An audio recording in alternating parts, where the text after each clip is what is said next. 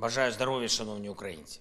Good health to you, fellow Ukrainians. I have spoken with the president of Chile on March 21st. It was a good conversation. We updated our country's vision of the current situation in international relations. I briefed Mr. President on how Russia continues its aggression. I also informed him about how we can counteract Russian terror and do so successfully. And the best proof of this is our experience. The experience Ukrainians have already gained in expelling the Russian occupiers. Thanks to the bravery of our warriors, thanks to the support of our partners who will never accept Russia's desire to break the international legal order. On March 21st, Ukraine began to mark the first anniversary of the first victorious battles of the full-scale war, the battles in the north of our country that made the occupier flee. It was March 21st last year that the Battle of Moshchun, a small village in the Kyiv region, ended, and it was the first major step of our country towards victory in this war.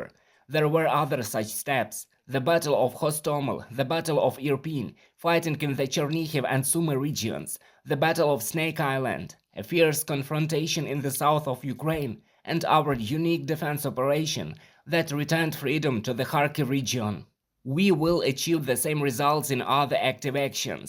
In the heroic battle for Donbass, which will inevitably be dominated by the Ukrainian flag, in the subsequent confrontation in the south, which will restore normal Ukrainian life in the Azov region, in the return of our Crimea, from where the migration of the most far-sighted rats of the terrorist state has already begun, our confidence in Ukraine's victory, our vision of a free future for our country, Ukrainian heroism that has amazed the world, all of this was born there, in the heroic cities of the Ukrainian North, Ukrainian East, and Ukrainian South, in the cities of heroes whose character did not submit to the occupier for a second, even when the occupier came to their homes.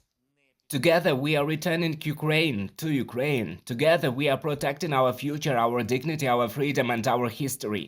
I honored the heroes of the battle for Moshchun, for Kyiv, in the very place where a memorial will be built in honor of our warriors and ordinary Moshchun residents whose lives were taken by this brutal war. March 21st, the guest of our country, Prime Minister of Japan Kishida, began his visit to Ukraine with a visit to Bucha to honor the memory of all those whose lives were taken by Russian terror.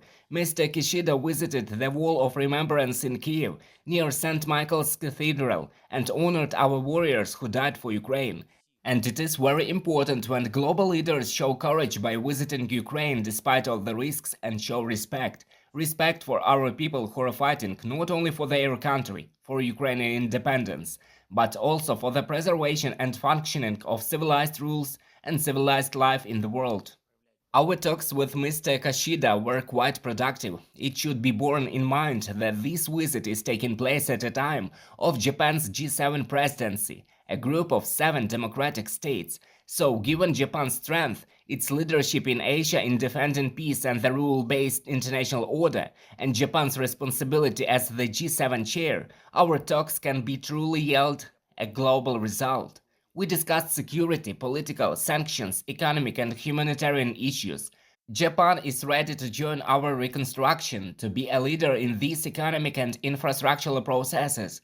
But I also heard Japan's very concrete willingness to work together with us to mobilize the world even more actively for international order, for the protection against aggression, against Russian terror. Thank you, Japan. Thank you to everyone who helps us defend freedom and liberate our land. Glory to each and everyone who is now in combat.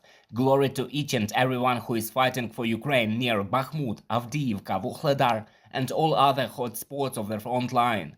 On March 21st, I held a meeting of the staff. The main topic is the front line, our warriors, our positions, our reinforcement. The commanders, the commander-in-chief, and the intelligence delivered reports. One of the issues that always receives maximum attention is the supply of ammunition and support from our partners. We expect an increase in supplies of exactly what we need right now. And one more thing, I would like to especially mention the 10th Separate Mountain Assault Brigade, the 54th and 92nd Separate Mechanized Brigades, which are fighting in Donbass, steadfastly, courageously, and effectively. Well done, guys! Glory to our heroes! Glory to Ukraine!